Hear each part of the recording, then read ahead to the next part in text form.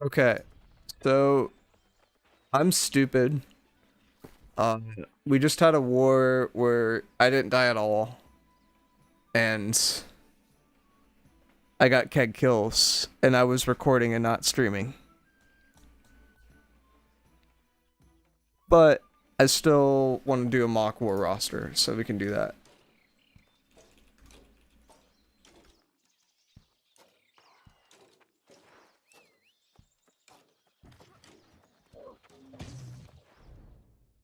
We can look at kind of what people have been running, what they're running now.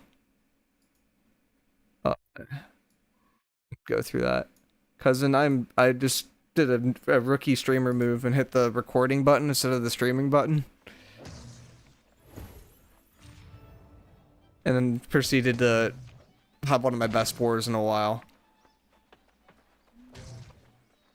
Totally ironic, but got top assists, 0 deaths. Played OG tank without the shield, so it was a lot easier to live. And my gosh, it's like it is infinitely easier to live with the wall compared to Relentless. And also Keenly Fortified actually works now, which is great. Like Keenly, or like it doesn't just work. It's like it's a decent value for the perk. Like this isn't like it's actually like worth considering to run. So it's no longer a complete dead perk there. Still not as good as, you know, the what do you call it? Sturdy fortification, but it's pretty good.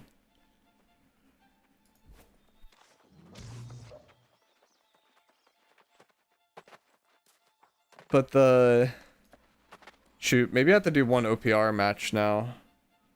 Because I was just gonna do the war roster, but the problem is I totally messed this up, and now people probably aren't in because I wasn't streaming the war. So I think I'll do one OPR match, and then we'll go into war roster.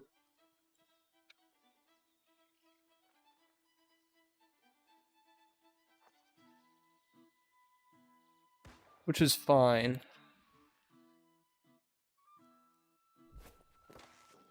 I'm gonna do it. I mean, I don't kind of play with it. Like the meta changed quite a bit in terms of like wars recently, and how people are slotted is a little bit differently. Like the point team meta is like very different. The off point meta is like more point focused now, and not a lot of people are dying because Relentless stacks with this shield, or with normal shield aura, and God, the wall is so strong.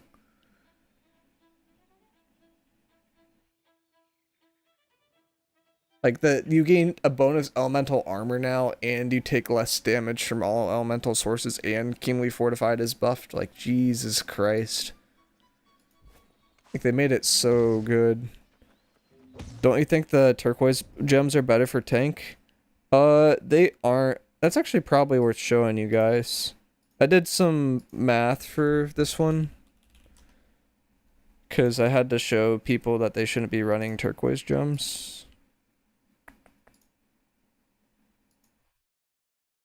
Let me turn this into dark mode real quick too. Oh, please clip to the edge. No, I lost my chat. Like, it doesn't ever clip right.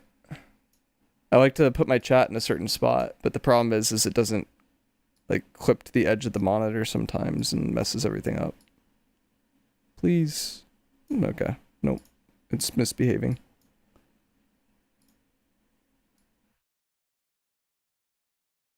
I'm like trying to force it, and it's going everywhere but where I want it to go.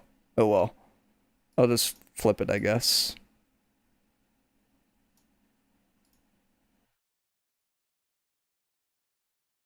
Good enough. So, reverse contrast, you guys all get flashbanged. Um, so what this graph shows is, or maybe we could just do this and get into the thing. So all these vertical lines, or let me get rid of the vertical lines for a second, because it might be a little bit much. So this is how armor translates into damage mitigated.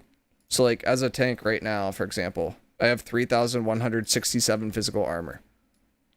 So I'm like here. So I'm passively mitigating 55% of the damage already that's incoming. So I'm taking 45% of the damage. Uh, Actually, this is wrong. It should be 725. Okay, I'm taking whatever, like 54 or 46% damage right now, just because of my armor. And then what turquoise does is it makes this number on the left, like the 3140, get bigger, which means that you're going to take less damage. But it behaves like any other fortify does. So like the what turquoise basically does is it gives you less damage mitigated for almost everything. I think that there's like one class that has an exception to that, and that's heavy SNS tank that doesn't fortify stack, and that one turquoise can be better, but even then it's usually worse.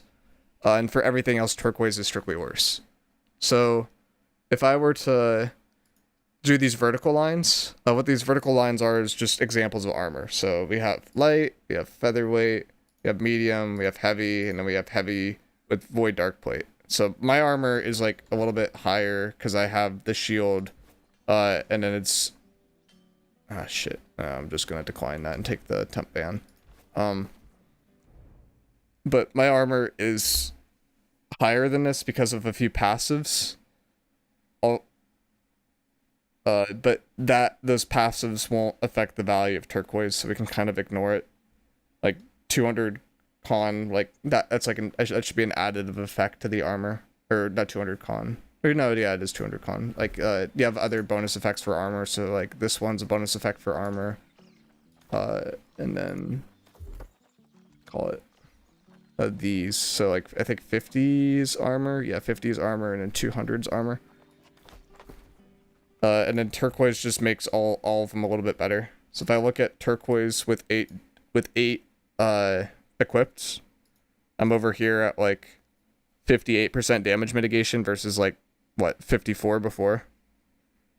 And then if I take this off and I go to ABS, so if I just throw on, assuming like a 10-10 split, I'm also at 58. So like it's exactly the same for heavy SNS with void dark plate, and then everything else is like strictly worse. So this is what 27% for light, and then if I look at like turquoise and light, it's 29. Oh, I didn't think it would be better for that. Okay. Wait, is it better for some things? Because I didn't think it was. 58 or 35 versus 34. So it actually might be a little bit better for the squishier classes. That's kind of interesting. But it's like, it's better until there's a single source of rend, and then it's strictly worse is the problem. Or there's a single source of fortify. Because this is going to diminish the value of other fortifies that you gain, and ABS has no counter, and ABS is like a multiplicative damage reduction. So like I don't see a world where turquoise really makes sense. Because the instant that like there's a void gauntlet anywhere near the area, or there's like sundering stacks being used, like turquoise is already getting soft countered versus ABS would not. And like if people are using armor piercing, which everyone uses, then turquoise is getting soft countered and ABS is not. So I don't know, maybe there's like a mathematical way where turquoise like makes sense in a few edge case scenarios, but I just don't see it ever being good because it's like it's not reliable damage mitigation. It's very, very easy to counter. What changed over there in Wars? I'd say the meta kind of evolved. I have, so it's kind of funny. I have like a really, really old War roster, and then I have like one that I can kind of play with, and like we can modernize it a bit. Oh shoot, did something just freeze? No, it didn't freeze. Okay. I think we're okay. Yeah, we're good. So this is what people ran when the last time dropouts and Supple like kind of played, roughly. So point team had an IGVG. They had one SNS IG, or sorry, they had a fire stop looking at point, and they had a spear. So they just dropped, like they had the IGL, like this flail IG, That was usually the IGL slot, and then there was like one tank. Like this is what people ran like way, way, way back in the day. And then people eventually moved this spear hatchet slot to another flail IG, uh, which I could start messing with it, I guess, as we go along. Why is it not? Okay, there we go. It's color coded. Like this is kind of the point team of like 6 months ago. The difference now is that this one slot here, this is like an IGL slot, and this is a relentless slot. The relentless slot is like really, really hard to play. Um, and the IGL slot is just basically just exists, try not to die.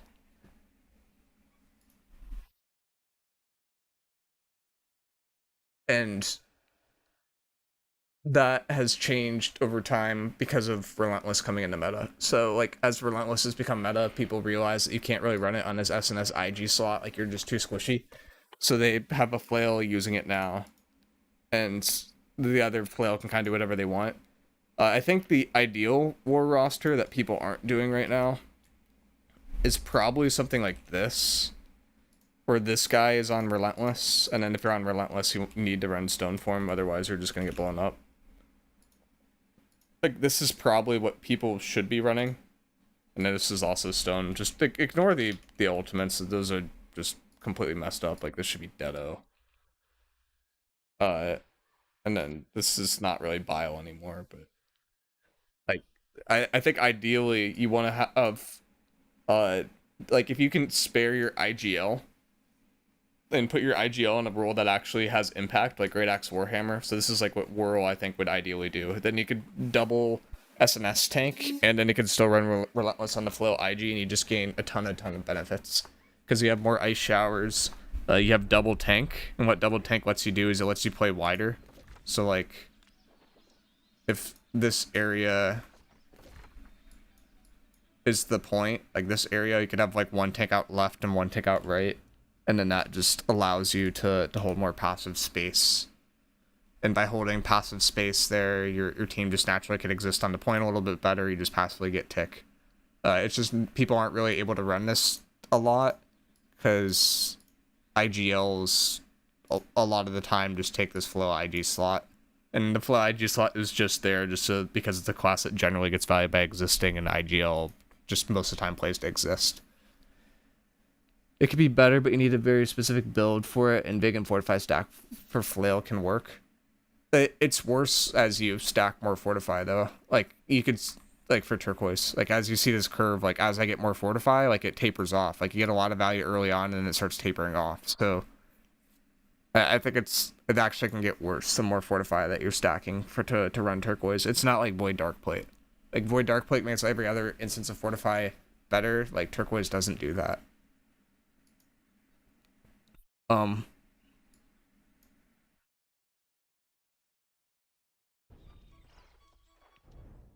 but like to go back to that other thing, it's like if you have these yellow X's are tanks, like if you could have two tanks here and then you just have your flail kind of roaming around, you just passively get so much value because this tank aura is over here, this tank aura is over here. If say you have a flail like down here, they also have an aura, and like everyone's just super passively tanky on point.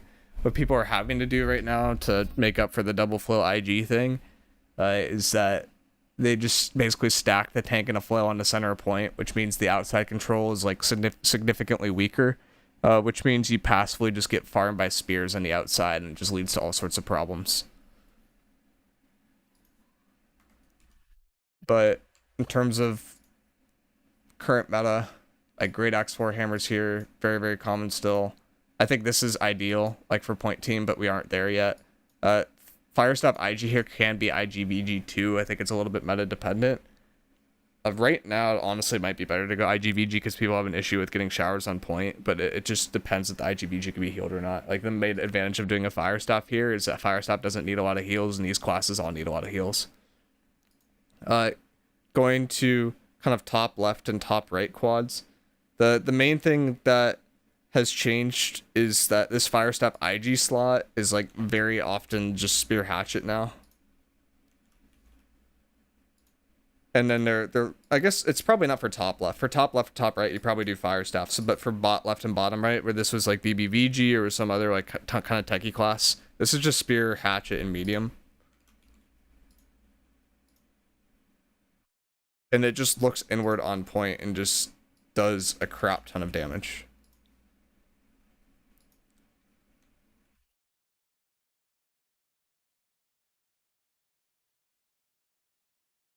And then these guys are on vines. Great axes are still on deados. This would be a vine. So you just have a lot of like inward pressure coming from the quads towards the point, and the natural way to combat that is to have shields on the edges, but people can't spare that right now because they're trying to make use of relentless. Yeah, thrust conditioning helps a little bit too, but it's still not really enough consistently. The difference between these group comps now is sometimes that we have, so like before we're doing a 1-3 split, right? So you have like a bond group, you have a outer oppo, wide oppo, inner oppo. So like these are just like wide fight groups. So if I were to like draw that out in game, what that looked like, it was like if this was the point, you'd have 3 groups over here, and then they would just all be wrapping this way and then this way. Like they're just going around the point, passively making space, and then your win con over time is basically these 3 groups wrapping on everybody.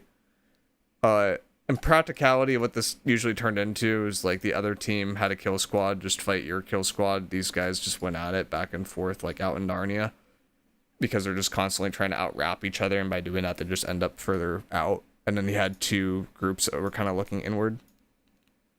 That's changed a little bit, or that's been questioned in terms of the actual meta for that. And some people are starting to do 10-10.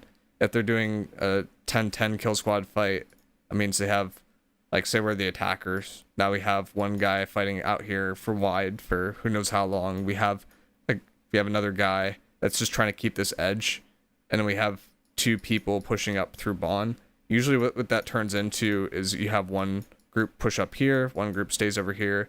You'll have the quads on these sides step in. These 2 kill squad groups can look to step in as well, or they can look to wrap. Both are perfectly viable. And this one's just trying to hold the edge. And then you have one group that's just trying to take resources out like really, really wide. And then you just basically just overload the point. You have a bunch of people playing on these sides of the point, so you passively just gain control of about half the point, and you can just play that for free. And it forces the offense to have to actually make a move, which usually, or sorry, that forces the defense to actually have to make a move. And usually the defenders are the ones that could just kind of sit back and do nothing. But when you're doing a 10-10 strat, it puts the pressure on the defense. It's like the kill squad has to win fast. You're kind of on a timer on defense, which is never a good thing. You always want to be putting the other team on a timer so that they have to do something. If they mess up, they lose. And it just never really, it's felt a lot harder to play versus groups that are doing that 10-10. But if we go back to the meta composition where you have, like, in this situation, if you have 2 SNSs, then it just kind of soft counters this, because you're able to exist more on those outer edges, and you're able to live a little bit better versus having to put everything in one basket in a inner point. What do you think about Group 8 playing an SNS with formation? They're getting bombarded, helps with spears and excessive fire staff damage. That's what people are kind of starting to do. So I haven't done like the comp for these yet, but SNS Scorpion is kind of dead from what I've seen. It's mostly just SNS spears now. And Void Blades.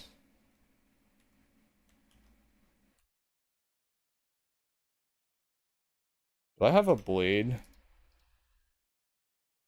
I don't know if I have a blade. I I don't even know what weight the blades are playing. Like it should probably be medium or heavy. Uh, it's definitely not light. Medium with conductors, probably. Yeah, I forgot about conductors.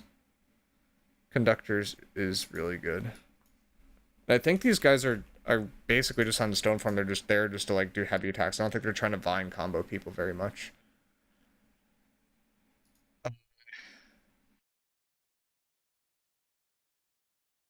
The SNS Great Axe, this was something that people were trying. It was successful. People run it now, like, very consistently.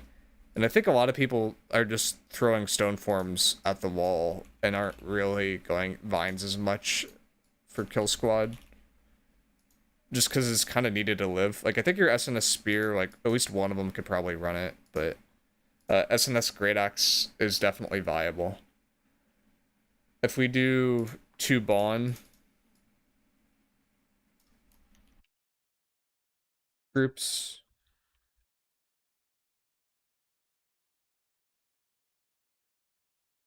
this slot is no, this is the Void Blade spot. We need that. And then this is it Spear Hatchet that you have on these, or is it just the quads that have it? I think it's just the quads, but Group 8 have really only seen a medium SNS Spear, heavy IGVG, Fire Step IG, and heavy SNSX.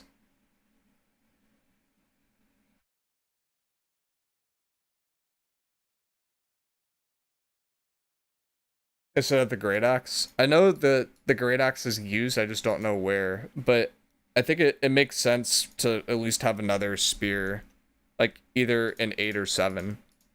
And then they're also looking inward. I think it makes a little bit more sense on 7, because they're like generally a little bit more passive for the group. We swap the Great Axe inside a fort. Oh, well then, yeah, then you could do that.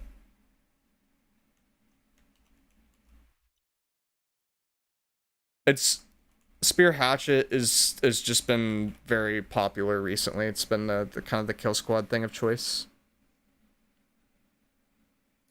Yeah, no, that kind of makes sense. What the hell fuck is that group 9? This is what I used to have. This is a cursed group 9 that doesn't exist.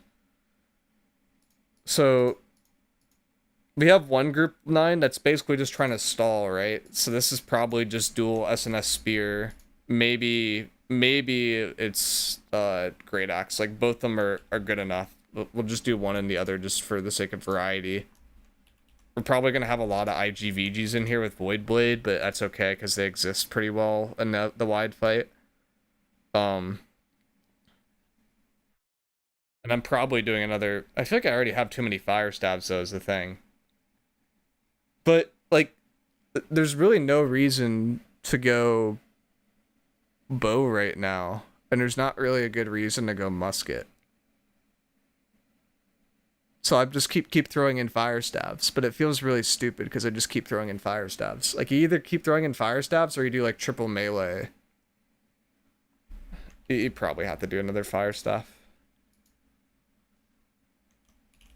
Bow musket are just trash versions of fire staff. Yeah.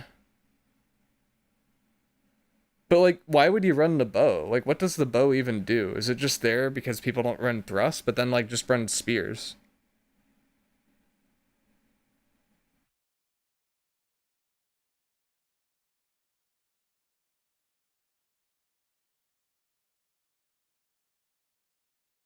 No one runs thrust bow. It was just bolt casters. I mean, even then, like, I think it doesn't do great damage. Like, I guess it, like, if people are just going purely fire resistant, like, it's good. But then you just swap the gems on fire staff and it's probably still doing more damage.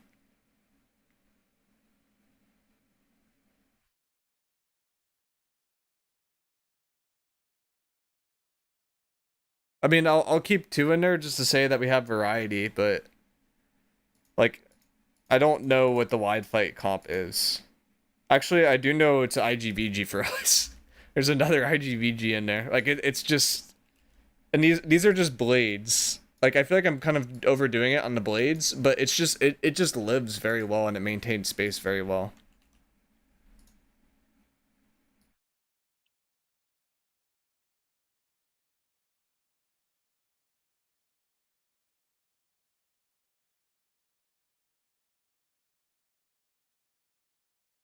Like, this should probably be a fire staff if I'm being honest. Like, I don't really know of a good reason to run bow. Like, they did just buff bow by like 3 to 4% damage, but the main thing that bow had was it had the ability to burst people down and kill people, but when they fixed the animation cancels, that was kind of just removed.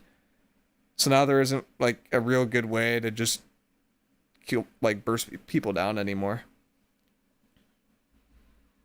Also, I feel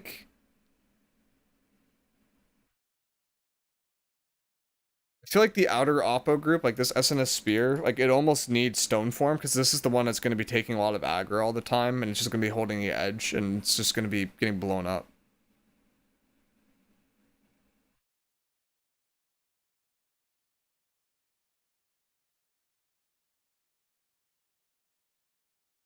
Group 10 is so bizarre now. Way more Great Axe SNSs in Group 10 than that.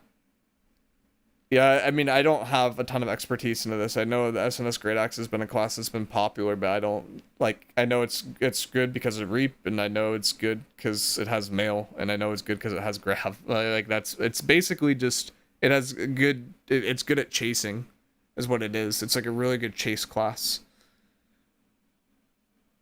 Also, shouldn't this be in heavy, not medium? Like if you want to do damage, it should be in medium, but if you're running SNS and you're Great Axe, that means you have to do a light shield, which is just so much worse. Generally playing in medium, my understanding. I mean, you could like I guess you could do it with like Tumbler, and then you'll be at Empower cap, but you already have like so many sources of Empower with that class. So there's protection light shields. I know, but they're weird. Like yeah, you can get like headbutt or whatever it's called, but it's not troll at all. Yeah, I mean as long as there's someone there to like hold right click if you get pressured, which if you have SNS Spear can do that. I'm not that confident in these. I know that like IGVG, it feels really good. I feel like I'm kind of overdoing it on the amount of IGVGs though. And I'm probably underdoing it on the amount of SNS Great Axes.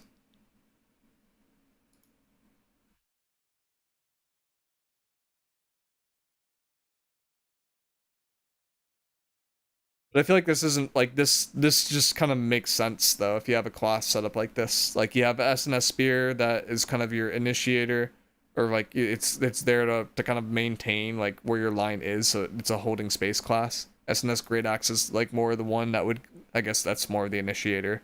IGVG, it just has really good self-sustain with Void Blade.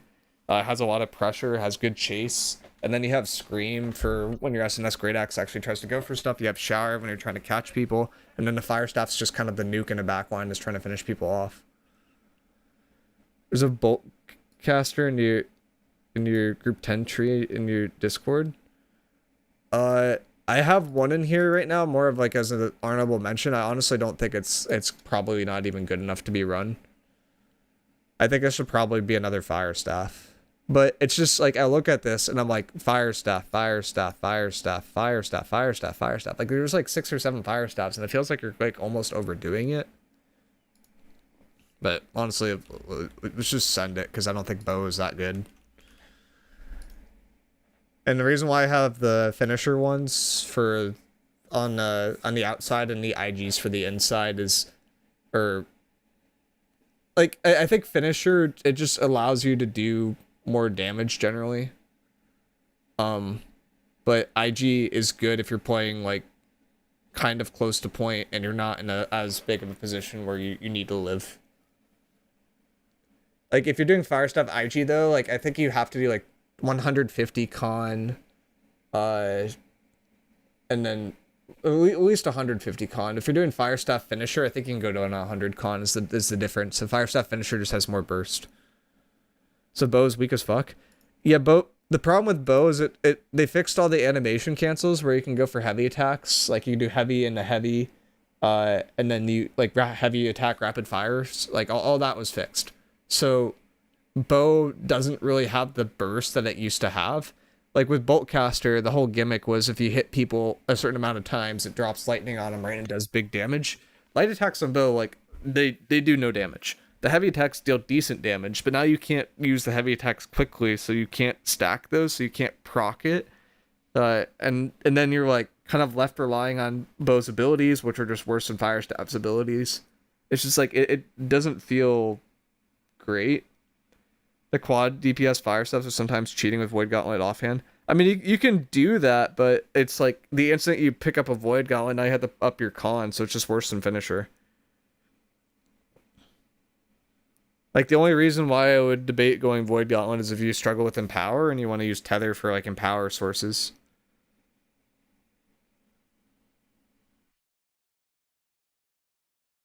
But, yeah, like, these probably could go Void Gauntlet if you wanted to.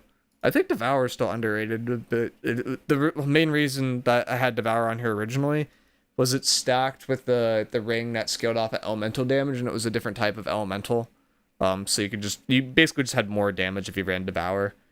Uh, I don't think that's really as common anymore, though.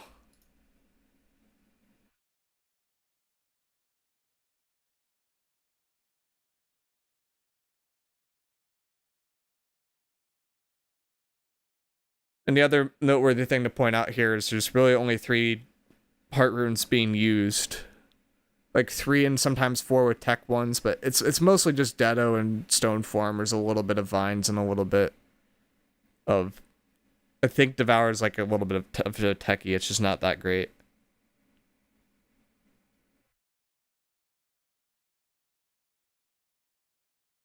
I've never seen anyone play Firestaff Finisher in any wars recently.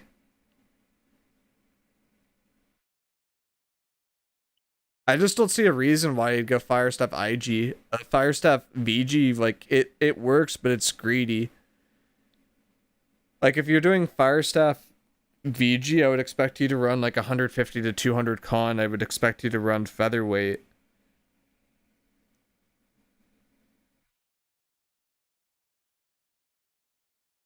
And it also gets farmed by spear.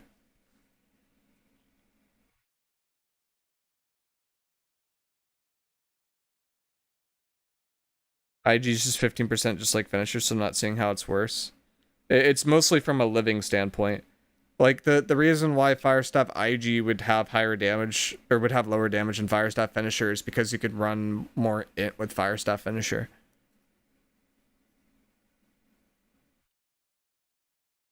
I mean, our Firestaff IGs, are they able to go 500 int? Like I assume you're not able to.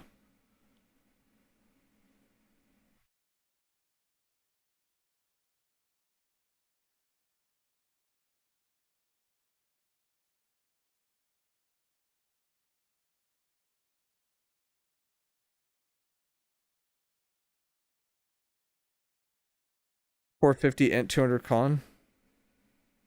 500 int, who's doing that? Everyone was doing 500 int when the last time that like wars were like really serious. Like you would go down to 100 con or you do 150 con and you would just max the int.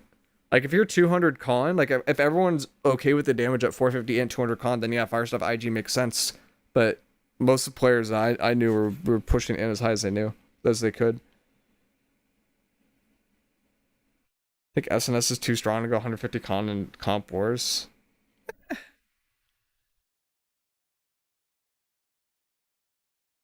I mean, I could see, like, one argument I could see for Firestaff IG is if Great Sword isn't meta, which Great Sword's not meta, then IG is actually pretty good versus SNS Great Axe. Like, it's good at countering that kind of chase build, and the main counter to Firestaff IG was Great Sword, but if Great Sword's not being used, then Firestaff IG could be better.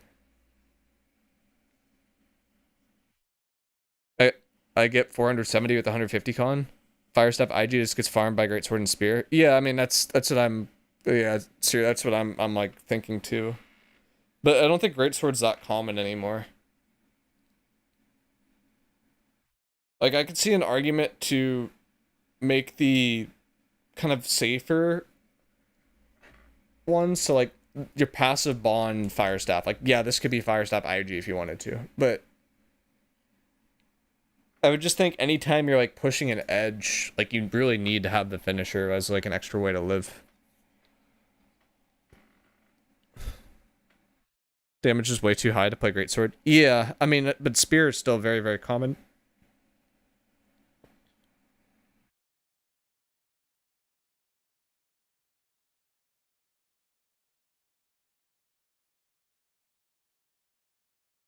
You're also an AP, so not NA meta. I mean, the NA meta is like it's I know the point meta, and it's like it's different per company that you play, and I know like roughly what the quad meta is because people are just starting to use SNS Hatchet and they're starting to just adventure on the points. Like honestly, like this Group 5 and Group 6 quad, like these are just playing like point teams now. Like they just are on point the entire time. Like you basically could just relabel this to Group 1 through Group 4 on point, and then you have two groups trying to push space and they're more on the edge. But the quads are like they're never actually off the point playing in their quad. They're like basically always on the point. The fire staff in Group 10 is gonna get destroyed by all the SNS great axes. At least Bo could potentially run away. That's the only concern I have.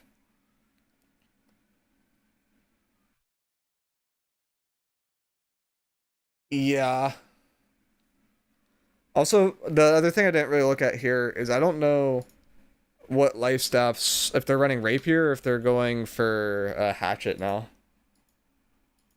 The idea behind hatchet at the time was social distancing was really good. Uh, Berserk was grit, but now you have grit pots, so you might not necessarily need it.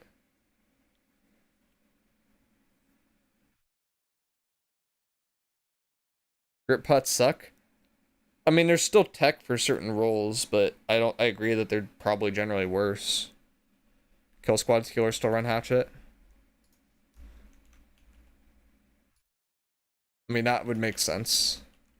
Hatchet should be some more survivability than rapier, but rapier's like if you're playing straight up and you don't need to move around a lot, hatchet's great. If you need to like kind of go in and out and push space quickly, that's where rapier's really good. Like with hatchet, for you to move from point A to point B might take like 4 to 5 seconds, but for the same time with rapier, it's just one ability, you're already there, or two abilities, you're already there, and you're gonna be safe. So like what rapier allows you to do is it allows you to kind of quick cast heals versus hatchet's like you're a little bit more sedentary, but then hatchet also lives better. People get on you. Rapier's just for quick. Yeah, exactly. Like if you need to position like really quickly, rapier's really good for that. Hatchet is like if you're actually getting dove on, it's like way better at living. I've seen upwards of 3 SNS great axes in the group 10 with a bow and a healer. You don't see spears anymore. Like surely there are spears still. I've seen IGVG and wide like a lot. Like this is the only slot that I would like think that could be another SNS great axe. Grip pots in Group 10 are goaded, and Firestaff Rapier lives very easily versus Group 10 heavies.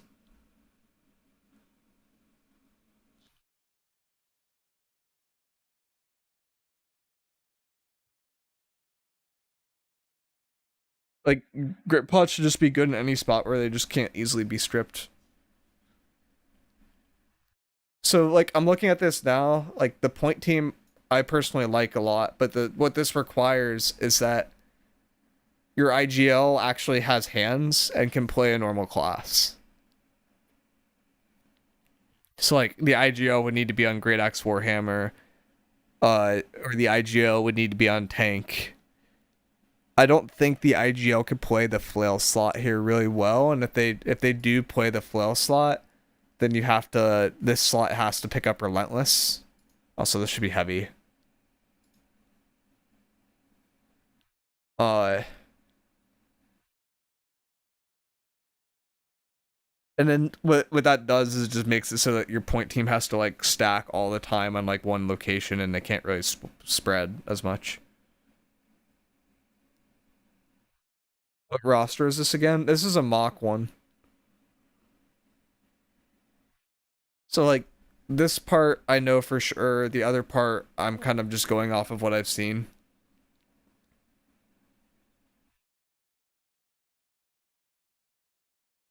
And the reason why I kind of wanted to go through this is New World League got an announcement that they're in terms of they're trying to spin it up again, or Apple's is trying to spin it up again.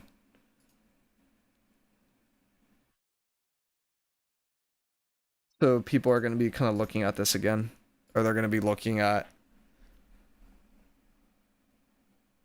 ways to give their army a little bit of an advantage. I think these two slots are kind of locked down for the most part. the quads I think are a little bit more flexible, but they're not super flexible in the sense that like you kind of need to have the spear hatchet, you kind of need to have the Great Axe Warhammer, you kind of need to have the IGVG. So yeah, I kind of changed my mind. These aren't really that flexible anymore. Also, this should be rapier. I don't know why I had VG.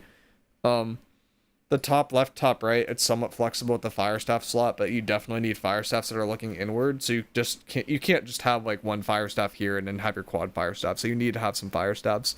And I like the fire staffs being in the groups that are pushing space, because then the fire staff can kind of be a little bit further back and still get value while people are pushing, versus the spear hatchet. So it kind of, if this is a build that plays to keep people honest. SNS hatchet's also kind of interesting. That's a good OPR build, but I don't think it's as good as in war. It might be good for kill squad actually. Like I could see out of kill squad having an SNS hatchet just to dive healers.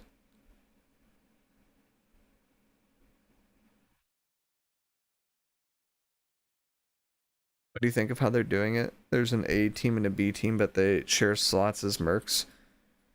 The A teams war versus each other, the B teams war versus each other.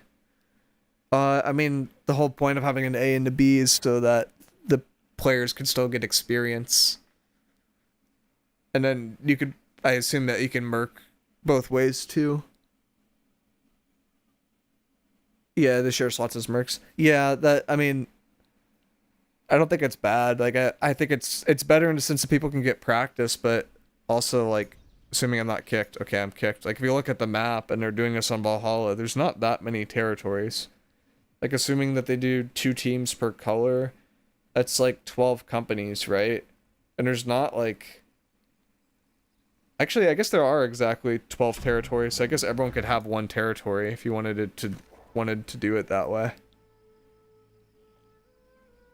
But that would require like everyone participating and no one like breaks off and does their own thing, which I find to be relatively unlikely. Should be on Hudson Lynn. I mean, the problem with doing it on a non-fresh is anybody that hasn't played the game recently is not going to want to level up and do a fresh just for New World League.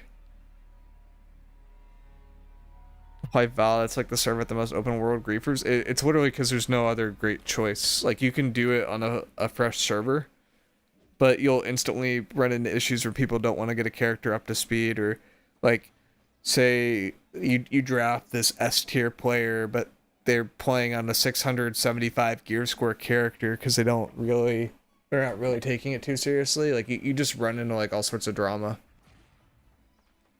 That's why you have to do it on a legacy server. You have to do it on an OPR, but it's not AGS sponsored, because that did not work out at all last time. And then you're just left in a spot where you're going to be kind of figuring out territories. So it's like you do 2 purple. Wait, was I complaining about the wrong thing, or like a bad thing? No, there's enough territories to go around, aren't there? Yeah, you could do 2, 2, 2, and 2. So yeah, everyone could have up to 2 territories. So no, I'm changed my mind. It definitely can work on a legacy server.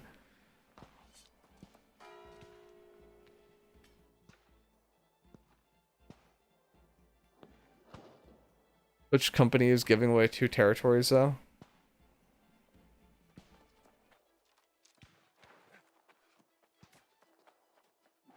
I mean, to be honest, if it comes back, like I would expect like Prim and what do you call it, and Castle to like briefly disband.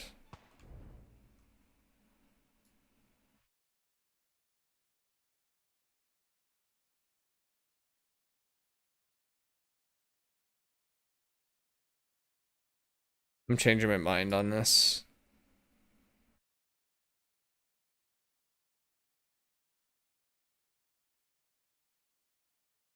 I want at least one SNS hatchet in here. I just feel like it's a build that's too good. Yeah, the Val influence races are gonna go a little bit crazy. Assuming that people are gonna try to grief it again. I don't know, when I initially saw it, like with New World League coming back and stuff like that, I was like, this is like I don't think it really makes sense to do it at this point. But from like an apples and lily perspective, like you kind of have to make content because otherwise you're going to be out of a job and you have to go like back to doing a different job. So it makes sense to some degree. Like it's like less of a hey, this is a good idea, and it's more of a hey, I need content, if that makes sense.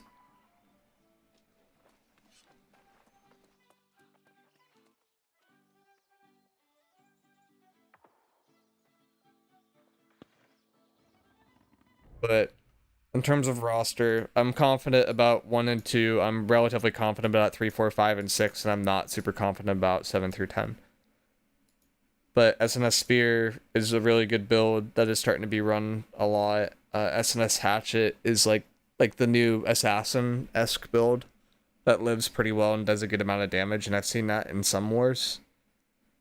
I've seen it more in Outer with a 3-man kill squad than like in Inner, but it's really good at like assassinating healers, as we kind of talked about earlier. It's really good at just like it's good at being an enforcer, kind of like Spear Hatchet. I think Spear Hatchet's a little bit of a better enforcer, and SNS Spear's a little bit better at like diving people or just being aggro.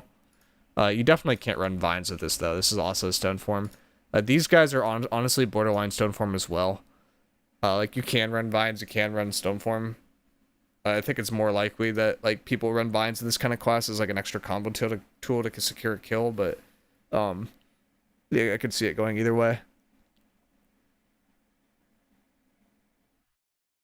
Fire Staff with Finisher, I think, is still needed to live versus certain classes, but Fire Staff with IG, if you run 200 con, can make sense. Fire Staff with VG, I think, is greedy, and it actually could be good enough for New World League Wars, but I don't see it being a class it can get away with, like, running a lot in, like, Comp Wars. Like, I just see that being a class that gets, like, easily punished. It's kind of like BBVG, like, one of those, where it's like, you can run it, but the instant somebody actually looks at you that has an SNS, you're probably dead. Or anyone that has a spear, you're probably dead. Like if you see anyone with that kind of build, you just switch to SNS Spear with like the sweep build, with the disease on, or with the dot on doing the sweep heavy. Like you switch that to a Scorpion or something like that. You pull them in and they're just dead instantly. Like there's not recovering from that.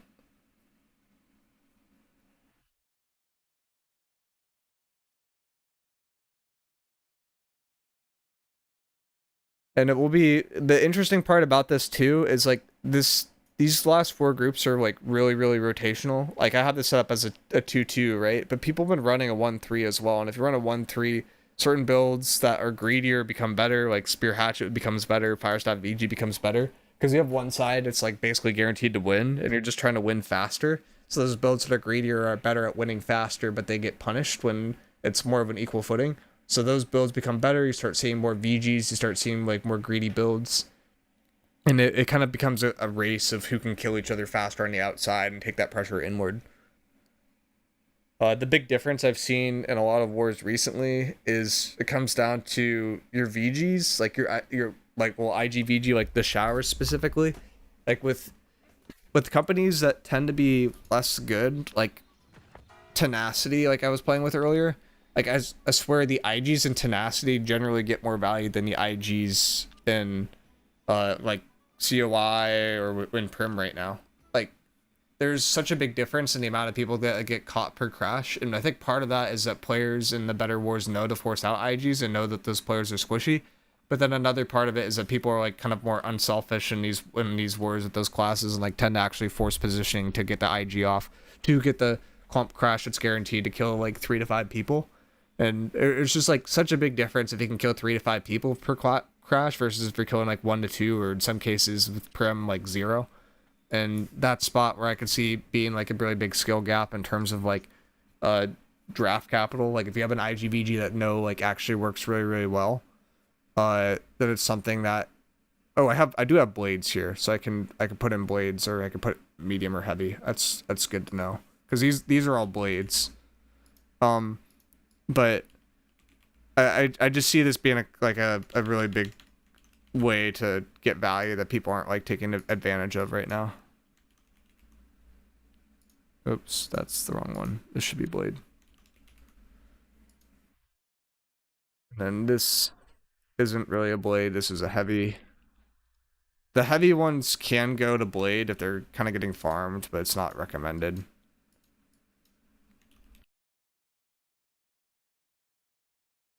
No biles. Does Desert Sunrise cook it? It's just it's not why you die.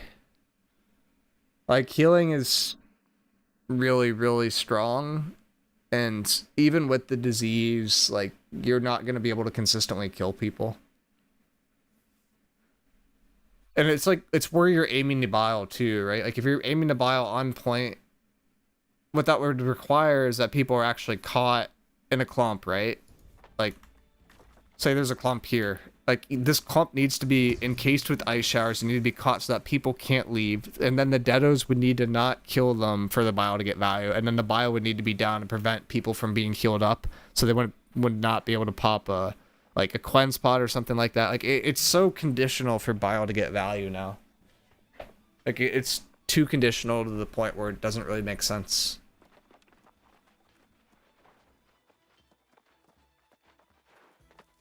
I'm declaring a holy war against Blade. I don't know why people find it fun. All they do is forget to show up to crashes. All Blade is it's like running SNS Hatchet. It's a class that has a lot of pressure, but it lives way better than SNS Hatchet. Like it can actually maintain space as well because it has like access to a bunch of lifesteal. Like you have Blade, you have Scream, you have Oblivion usually for that class. Like you don't usually run Orbit Decay, but you have lifesteal off the Blade. Oblivion's obviously really good in a lot of matchups because it's stripping stuff, and then Scream is at the root, and then Disease is decent as well. But the weird part with Blade is like a lot of people go triple damage perk on there, so like you go like AP, you have Keen Speed, Heavy Boots, or something like that, so you don't need to run Keen Speed, so you're able to catch up to people. You have like Plague crits, and then you have the new Ren perk. Like people do that pretty often. It's not super common to see people like slot Scream and their Blade Void Gauntlet. Like they'll just run out on armor, and they don't really worry about it too much. I think there is a variant of Blade that people don't really explore right now as much, for if you want to be like more for catching people. Like you can drop Oblivion, run Orbit Decay on Void Gauntlet, and it's almost the same thing as running Oblivion. Like it's different in terms of the stripping, and it's different in terms of like it's not going to increase your groups in power, but like it allows you to catch people like really really easily because it will apply a slow if somebody has a debuff, and it's common for them to have debuffs in certain situations, and that just like lets you like kind of just sit there and shred them over and over and over again. It's something that's a little bit underrated. Like I haven't really seen that being run that much at all, and I think it could be good. But and then the other thing with like looking at this is like if you're looking like if you're a player that's kind of borderline for making a roster, like getting drafted, it's like what class is the class that's going to need the most people. Generally speaking, this class that's probably the easiest to get is probably the healer class. Like Lifestaff Rapier is probably the easiest one to get drafted to, because the bar for being slottable is basically pressing clap at the right time during a crash and not dying to random stuff in a neutral. So it's you don't have to be godly to be slottable in like a New World League war in this class, but it's a class that has a lot of value if you're really really good at it. So it's like, generally speaking, worse players can get slotted as a Lifestaff Rapier. Firestaff IG and I think Firestaff Finisher as another class that's like relatively easy to get into to get slotted, but the problem is that there's a lot of nepotism that comes to that role, and then there's just generally speaking a lot of Firestaff players. So, and then after that, like SNS Spear is just like a classic. Like if you're good at this, you'll probably get slotted. If you're good at SNS Hatchet, like it's pretty easy to pick up a slot, but you need to be like really really good at that role. Same thing with SNS Spear, or with a what do you call it? With SNS Hatchet or with Spear Hatchet. Like those are two roles you have to be like really really good at to generally get value to be slottable. IGVG, there's not usually like that's a class that you could slot usually one or two like okay-ish ones in. But Great Axe Warhammer is like kind of a premium class. Like get a lot of value, you don't get any value at all. And most of these other classes are like kind of premium in the sense that there's not a lot of slots, so the people that are going to get slotted are already kind of known. SNS Great Axe. Uh, I don't really know what to think about that one. It's probably easier to get into. Like it's I imagine it's similar to like SNS Spear, but it's a little bit harder to play. That being said, I don't think it's very hard to play.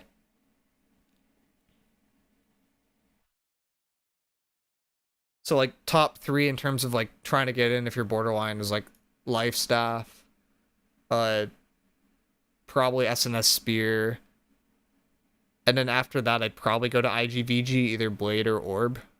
Like all three of those are generally like I shouldn't say low skill ceiling because I'd argue Life Staff has a really high skill ceiling, but they're lower or they're higher skill floor classes. Like you don't have to be as good to be good with those classes, and you're generally going to be slottable no matter what. Um,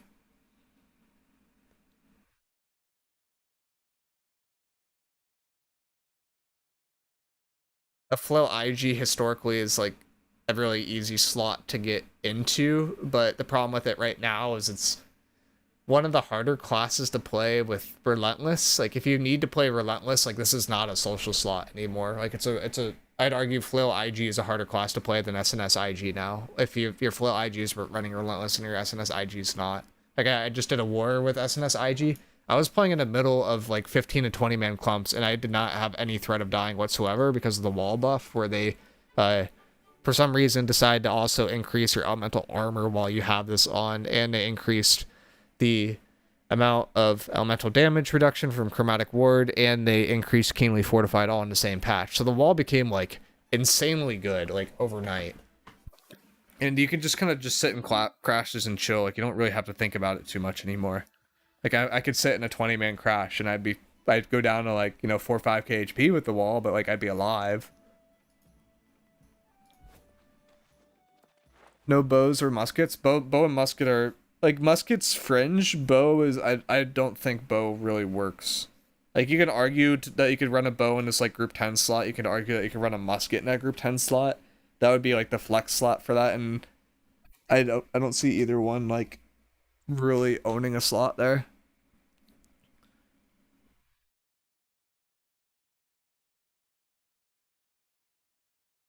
Bow, like it has less burst than fire staff now. It has less AoE than fire staff. Like it's worse in a 1v1. It's worse in terms of AoE. Like the main benefit of bow is that it tends to live a little bit better than a fire staff because you could run hatchet, and then hatchet's better at living. So that's like the only spot I see bow being good, or if people get like really stupid and start running like 30% fire resist, in which case Void Bleach is going to dominate, or people are just going to switch their gem and their fire staff to some other elemental. Less burst, less AoE, less accuracy. Yeah, there's not like a good enough reward to do it. I think once like duel, like they've said before in terms of the devs, which I'm hoping will be in this next patch, but we don't really know for sure, that they're going to add in like dual scaling to the weapons that are single scaling, so bow will be like, like dual dex and strength or something like that, or dual dex and in or something like that, and like then bow in theory will be a little bit better. Musket already has that, so there's not really any copium for that class, and then they'll also make fire staff better, which is gonna be annoying, but yeah. Anyone who isn't splitting fire staff damage is trolling, in my opinion. I mean, people are running flame absorption pots, like those are meta, and in any case where it's about 10 to 15% more damage absorption to like an elemental, it makes sense to split it, like historically speaking. So I would tend to agree.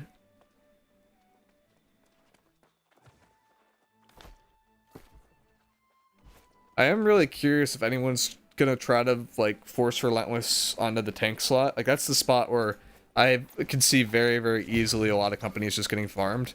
Like the entire idea behind why Relentless is so good is that this shield aura stacks with the other SNS auras, or even tankier during crashes, and that's why crashes have gone from killing like maybe 5 to 10 people per crash to killing like 1 to 2, and you're pretty happy with that. Is like most of that reason is because Relentless exists now. And often the person that's dying is like the person with the Relentless shield. But that's kind of beside the point. Like it makes people tankier in the neutral, tankier during the crash. The main downside is the player that's running it like is it's really really really easy to kill them. I'd be kind of curious to see people like actually try to like do a little thinking about this. Like if you have the AoE slot and you run the Relentless in that group, then that's like one less person that needs to constantly be healed. So the Relentless player is more likely to be healed a lot. Honestly, this group one like Lifestaff Rapier or whoever is healing the Relentless, like that's a role that can like make or break an army like very very easily. Like if their clap timing is wrong at all, you just get farmed with Relentless. Like with Relentless Shield, I could survive maybe 5-man crashes when I'm in them. With normal shield without the wall, I could survive up to 10. With the wall, I could survive up to about 15 to 20. Like there is such a big gap. It's like you're taking 40% roughly more damage when you run Relentless because of opportunity costs, and it's like basically like you're playing like medium at that point, and it's super scary. Quick question on bruisers: what gem are they running in both weapons now? Just a rune glass. That makes sense. Like in Warhammer, I would argue that you should go like the Retaliate one, or Jasper, because Warhammer like they'll just like get you more in power. But the thing with like Warhammer now is like we were in a meta at one point where Warhammer was your main hand and Great Axe was your offhand. We've kind of gone back, and now Great Axe is main hand and Warhammer's offhand. And your Great Axe is running like whatever the new perk is called that applies rends to people all the time, Sundering Stacks. So like Warhammer doesn't have as much of a purpose, but it's still really good. I think Warhammer still has better pressure. Well, I mean the things that happened is like the tracking for all melee weapons got nerfed, right? And that was like the main OP part about Warhammer is if you did a half heavy attack, you could track someone across the map and I couldn't do anything about it. I'm not sure if that still works. If that doesn't work anymore, then that's probably why Warhammer isn't as common as a main hand anymore. I thought Sundering Stacks is nerfed though. It's nerfed. People are still running it.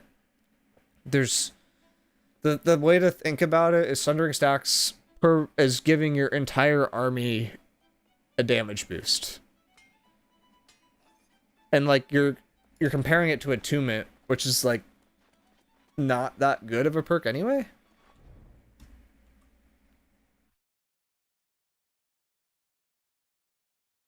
So it's just like the opportunity cost isn't really there.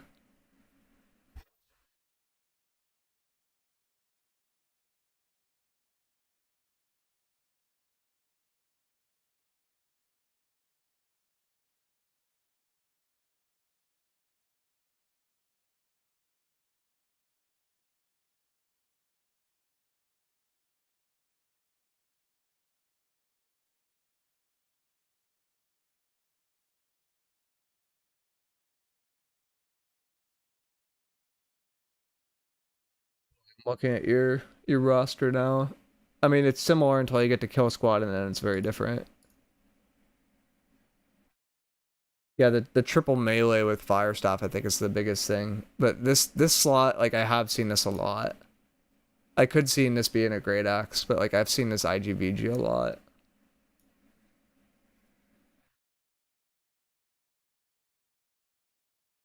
What if we do this?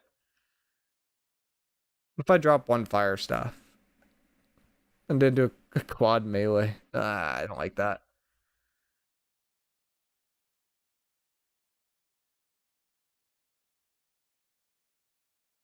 I I feel like I'm getting a little bit too creative here, but SNS Hatchet, like I've seen us run that. I've seen IGVGB run there too. And I don't think you need to do triple melee. Like you could go triple melee there, but like the triple melee would be like better for people that are less good. And I think for people that are like you have more if you have more carry people on the roster, like people that can just carry like and win a fight on their own, then like these kind of carry classes like SNS Hatchet and like IGVG are really good. quad melee would probably be a lot of fun for the healer. That's the big downside. It's like if you go quad melee and they have any form of AoE damage in terms of like fire staffs and stuff like that, you're just like your healing is not gonna feel great. I'm still struggling to determine if Bis fire staff must have the Sundering Stacks perk. I think it generally should, yeah. And it's for the it depends on the context. Like in a 1v1 or 3v3 scenario, I don't think you need to have it. But in a war scenario, it makes sense. The whole idea is that you're boosting the damage of everyone in your army.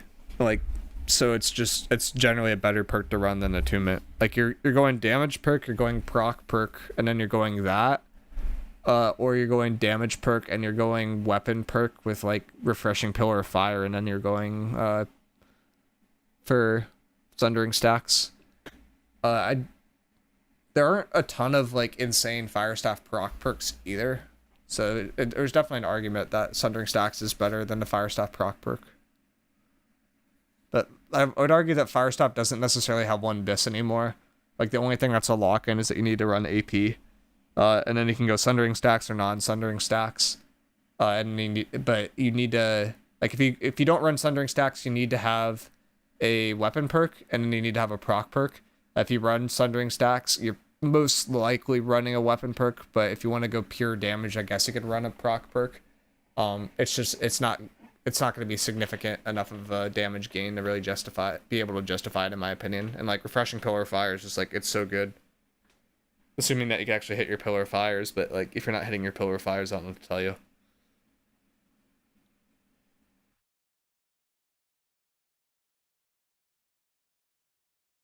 This fire staff is pendy empowered, Alacritus punishment plus slot specific perk.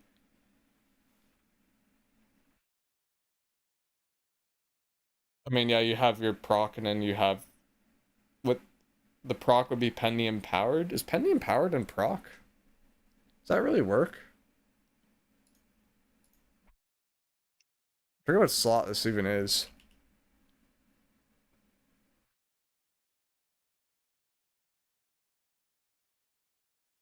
It is in proc. Huh. That's... I feel like that shouldn't be in proc. But, yeah, I mean, this is probably your best proc option. It's a lot better than the other proc options I was thinking about, actually. So, yeah, that would be the one that we'd run. AP pendy empowered and like sundering stacks, or AP pendy empowered and refreshing pillar, or AP refreshing pillar and the sundering stacks. Like all those are decent. I think pendy empowered personally is probably better for the fire staff to run, and then you just run every great axe with sundering stacks, and you're in like a pretty similar spot.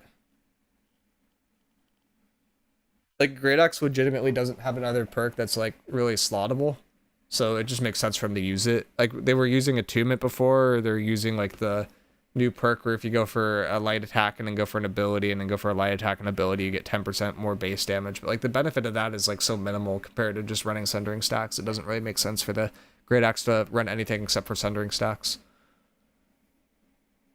And stacks is elemental, which makes so sense. Yep. That's why it's so good. If sundering stacks is like, if that was in a proc bucket, it would never be used, but it's under elemental, so it's just like usable by everything. And attunement like was never really that good of a perk. So like the main reason to run attunement at this point would be if you're trying to force the elemental ring to get more empowered off of it, I guess. Like, that would be your entire reason to justify attunement?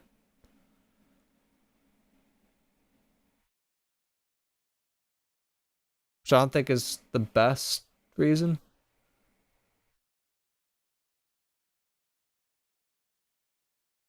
Because you're memeing with Abyss. Yeah. The new ring doesn't trigger off on attunements. Oh, they fixed that? Oh, well, yeah, there goes attunement. There's no reason to run it anymore. Does it trigger off a rune glass at least? I mean, if that's true, it's like, it's not good at all. Do I have that ring on this character? I know I have it on one of them, but I don't know if I have it on this one. Probably don't. Let's see if I could find it.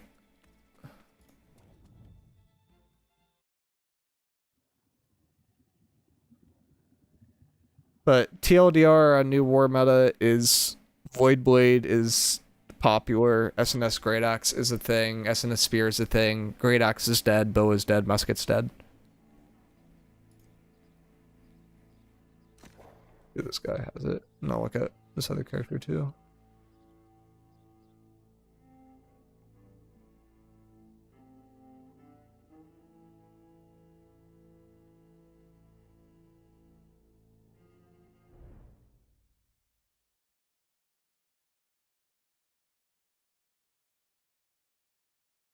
I think the biggest skill gap for the New World League stuff is it's literally going to be the IGL. Like if the IGL doesn't take a normal IGL slot, you get such a big advantage.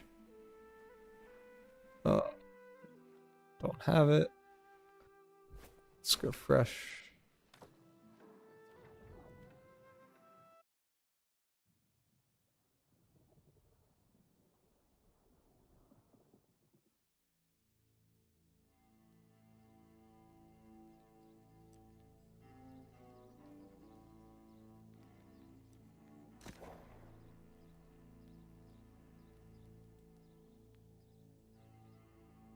It is kind of crazy to see how many people are coming back to play now, but I think it's just like a lack of game with good combat, and I think a lot of people are in a Chrono Odyssey waiting room at this point, kind of moment, where Chrono looks like it'll have good combat, looks like it'll have like at least medium skill stuff, so there's something to do there. Does this character have the ring? Do I not have any characters with this elemental ring? Sure, I have one. Yeah, there we go. We got elemental band. Do I have something with attunement?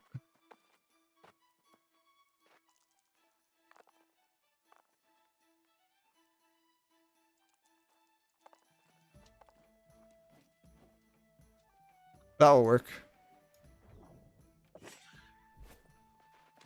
Chain nature. So if this gives me a stack, then I can tell it's working or not, because chain and attunement work the same way. I need to actually go to a dummy area though. Spot. I'm not in the town, but I'm in the town. There we go.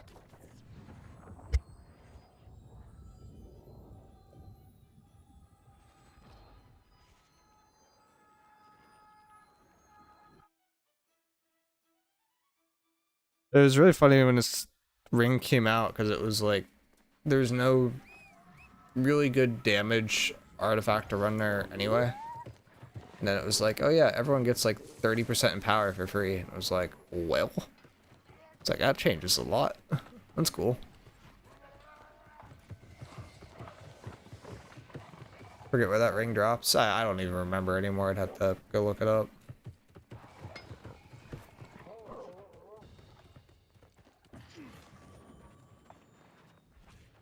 Alright, do I get a stack of empower? No. Okay, yeah, they fixed it. Do I have one with attunement? It says attunement, so I can see if this IG gives me 2 stacks or not, too.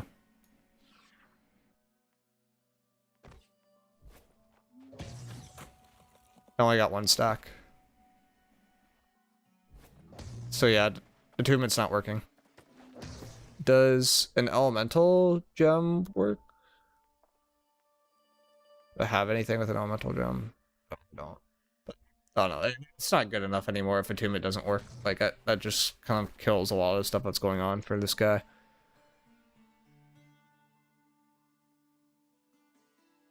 So then, yeah, no, I don't see how that would work great.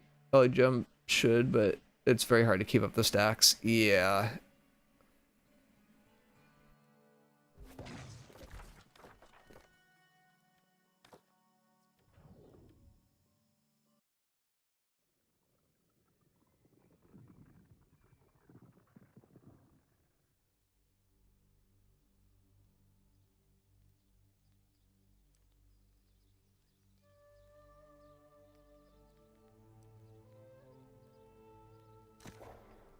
I think most people just use it ring for PvE because of the perks.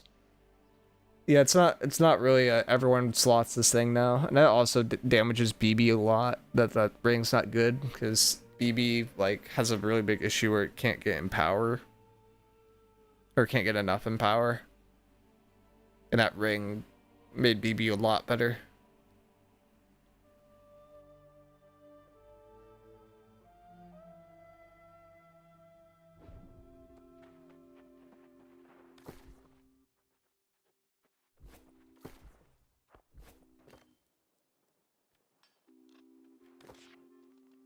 I'm probably gonna do one OPR. We'll see if I get into groove or not. If I don't, then it might be the blast OPR. I need to get a little bit more stuff for this life staff. Not that I'll ever use life staff, but it's an artifact, so I might as well get it.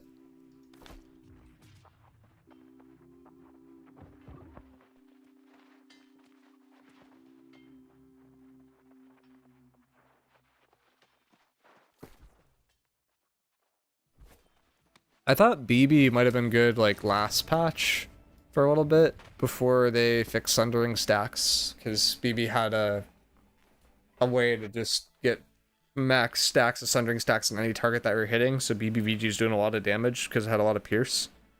But that didn't even like become meta before it kind of faded out. It's kind of weird. Like BB like had an opportunity to be good, but just never actually was good.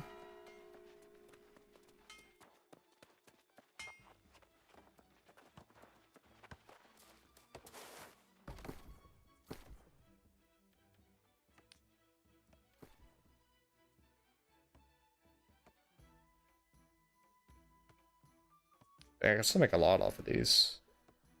Yes. Got so much money just sitting here.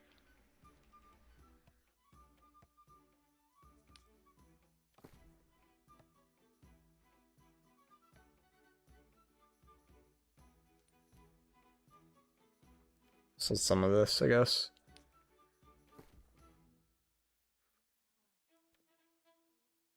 So I used to like craft a bunch of stuff, but there's just like not really a need now. Like I could get the gold cap, but it's like, eh. It's like I already have enough serums for myself for like a few months worth of wars.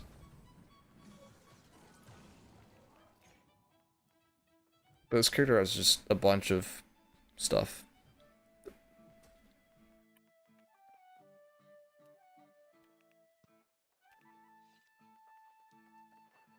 When does this season end? It feels weird to already be asking that. 50 days? And then we get that new OPE artifact that literally prevents people from dodging during crashes, so they just have to eat the damage. That thing is going to be crazy.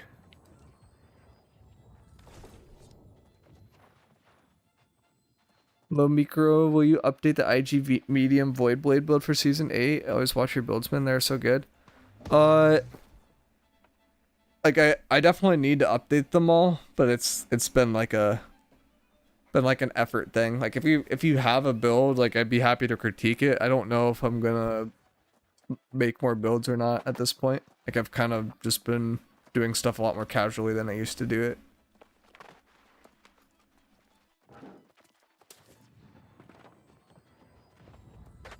Is that an artifact? That was a heart rune? Oh, sorry, I meant heart rune. Yeah. I mean, main thing with IGVG medium is that you use like LA conductors, which I think are the pants. Your void blade or your void gauntlet should be triple damage perk. And then you put weapon perks on armor. You probably. Oh, the other thing I didn't really talk about in terms of meta, like Enchanted Ward is probably just better than Elemental Aversion. And for IGVG, it's definitely true. No, the main thing is like if you're in the center of a crash, you're probably dying, and Elemental Aversion, that's where it's good for. It's also good versus Fire Staff, but like I don't know, it feels like Enchanted Ward's just generally getting more value right now because it lets you hold space. Like people can't just force you out unless they're doing an ability crash, in which case you just leave and then you come back immediately after. So that perk's pretty good. I still like Invig. Not everyone likes Invig, and refreshing I think is pretty strong right now. Wow, the OPRQ is still long. Vital Synergy is a good perk too, but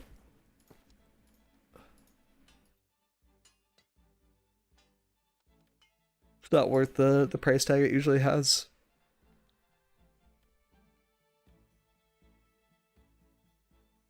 Like I'd buy one of these for like 30k if it was decent, but I wouldn't spend like what 100k for my Bists. Like no, not worth it at all. It's not that good of a perk.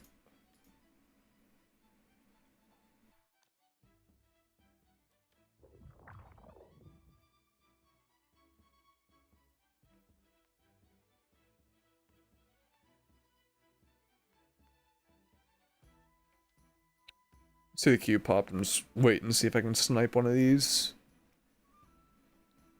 But it doesn't look like there's anything better than what I have right now.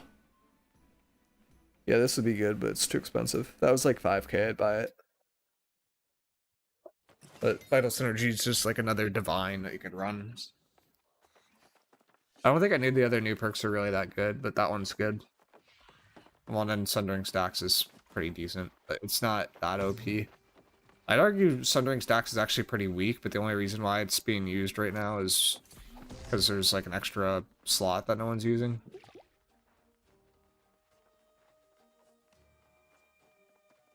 I'm gonna start off this one with a tank, just to show how obscenely like stupid this class still is. And then I'll probably rotate to flail at some point. If I don't die at all, I might try relentless tank with a little cheese strat where I switch off a go to endless thirst, pick up an amulet with divine on there, and then I can basically just regen serum my way out of any damage that's incoming.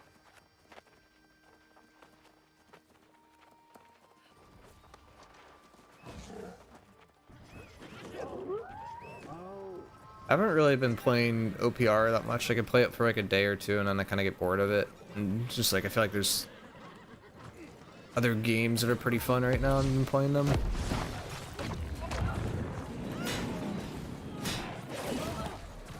This is already looking like a... Why is the OPR so laggy?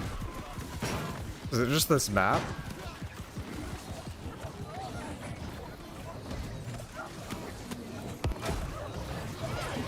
It's actually so laggy.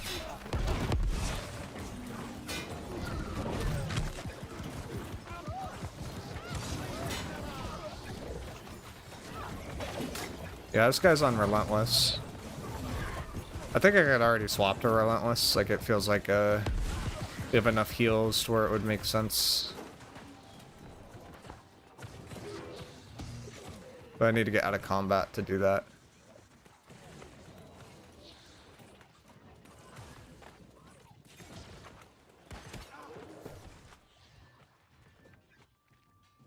Yoink. Alright.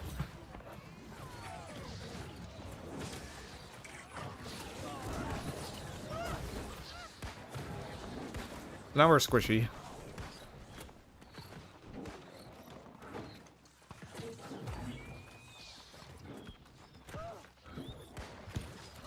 I want to try to stay in the big Zerg fight and avoid going off to the side points until I go flail. When I go flail, I think I can go to side points, but until I'm on flail, I don't think it really makes sense.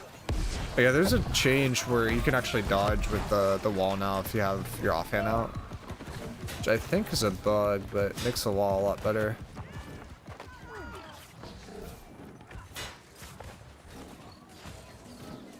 DX12 in general.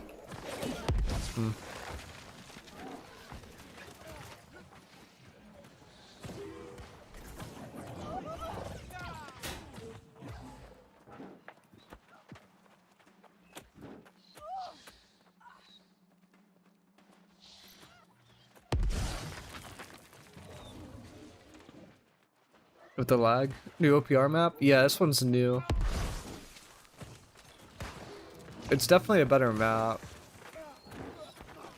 But it's a little bit less zergy. Which I think is better for most builds, but for my build it makes it worse.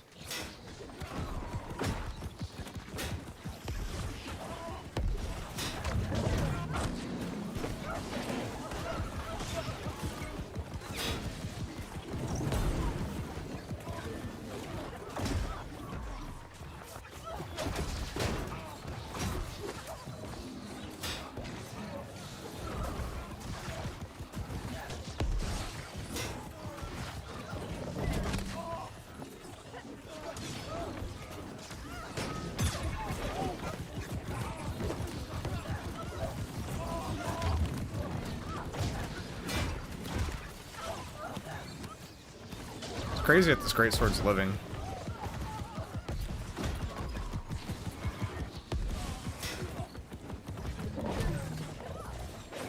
The heavied before that.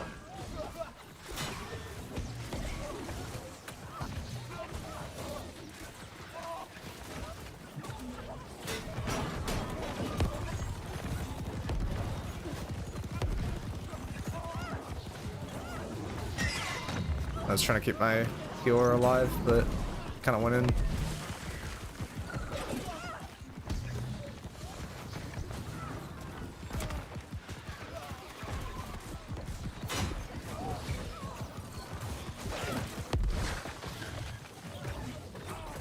I feel like there's so many weekends now compared to what there used to be. Like, people can actually just do no damage sometimes because there's that many going around.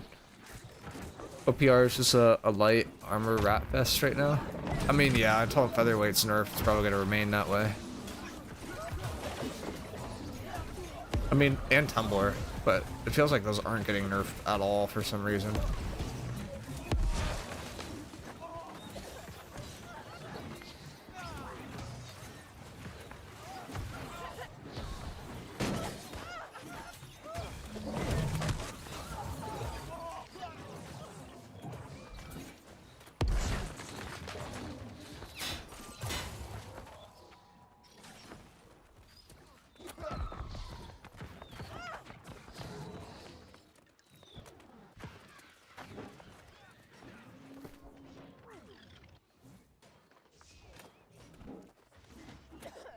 Random notification.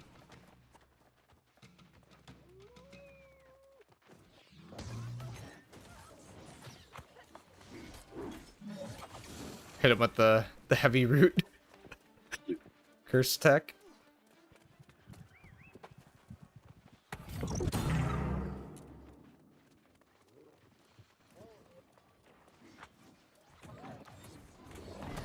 No healer here.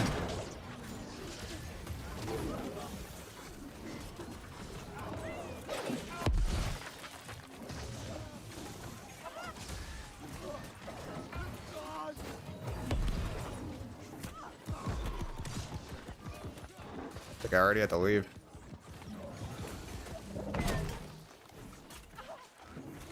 Yeah, the tracking on abilities is a lot worse. Like, even shield rush, that shield rush I just did, like, used to hit.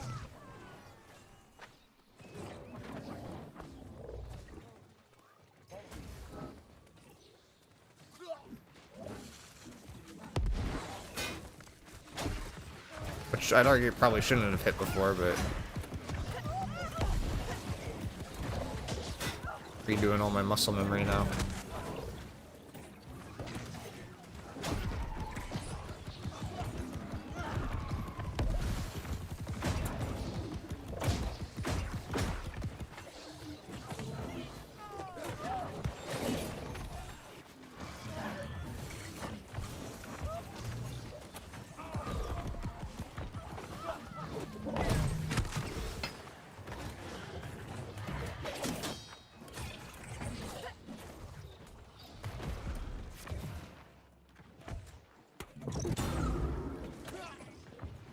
Like, that's a bow. Like, the bow's hitting me for 400 damage, and I have 24k HP, and I'm, like, playing the light tank.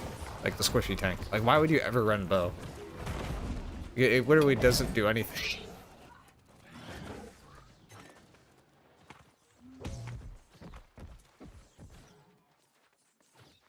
Hey Ryder.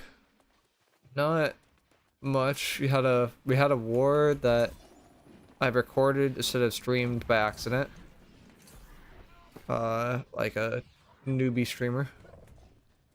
And then I talked about war stuff and it's a New World League thing starting up, so maybe a few more people playing wars in the future.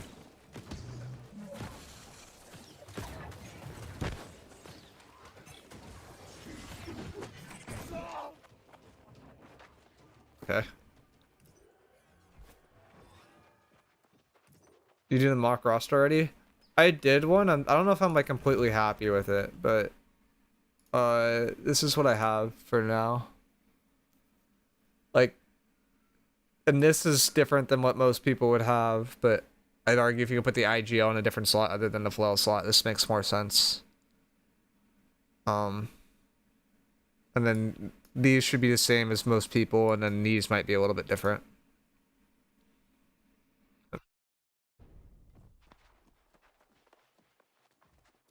But TLDR is Void Blade is back. Uh, Spear's very good. SNS is very good. Firestaff is really good. Bow sucks.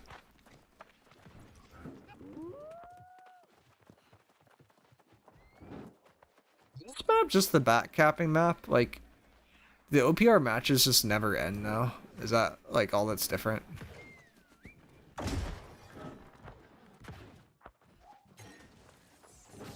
It's kind of fun with SNS Grace and just zoom after people. I mean, it sounds fun. I don't know if it's good, but it sounds fun.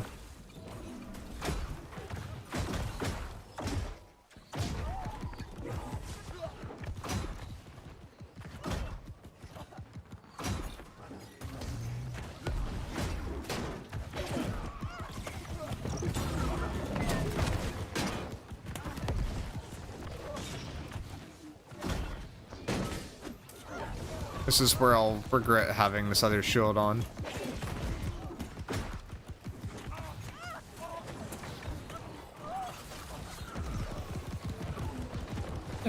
Able to kill myself enough.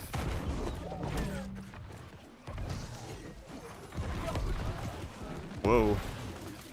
Man's bringing out the firestorm.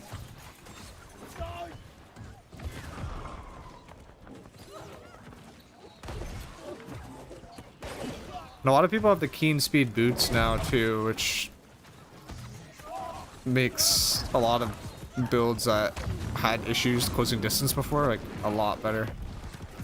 But I think in general it just made melee better.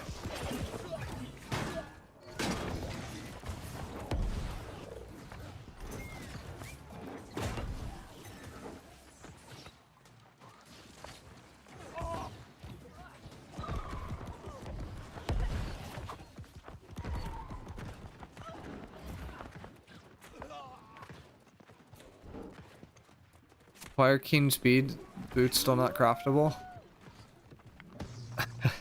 It's a great question. They definitely should be craftable at this point. Like it's kind of ridiculous. Like I know people that like literally have done the worm every day for like 3 or 4 months and still don't have them.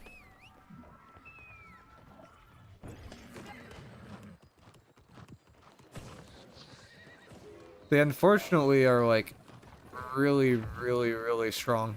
So you kind of need them. But then why else would people do worm? Or wouldn't be a great reason? To get to the material to craft the keen speed boots? No, it wouldn't be a great reason. That is the reality of New World's PvE content.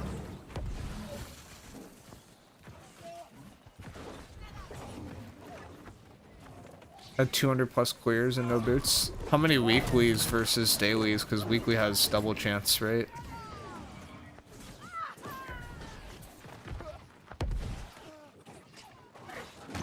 Healer had keen speed boots and medium frigid something. Yeah, even healers are running it. Just like you don't have to, but like a lot of healers are. It's like if you have rapier and you have keen speed, like you flush eye through someone, you tag them in the back at all, you're gonna proc keen speed, and it will remain even if you switch to life staff out. Oh my god, it's literally just back cappers. That's all this new OPR map is. Like, it should be more fun, but like, I want the stomps to be faster.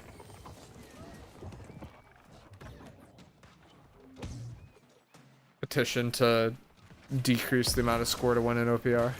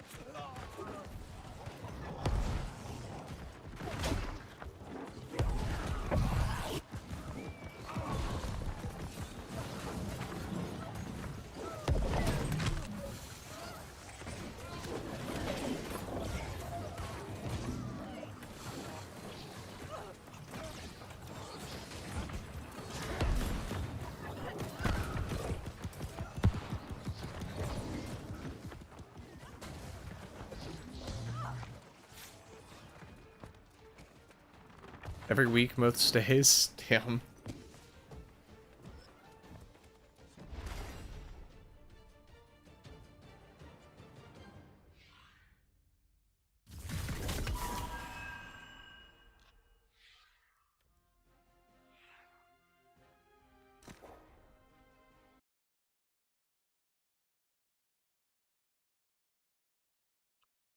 I think I'm probably gonna stop it like pretty early today because I don't like the OPR is like it's okay, but it's not that fun compared to other games, and I'd rather be playing like Stadium and Overwatch or a different Overwatch mode, and then or like Helldivers right now. Like both those games are just more fun to me.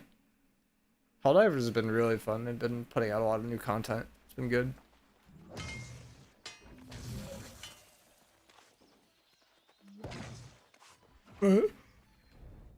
Here's the war roster. I'll probably have a video up about it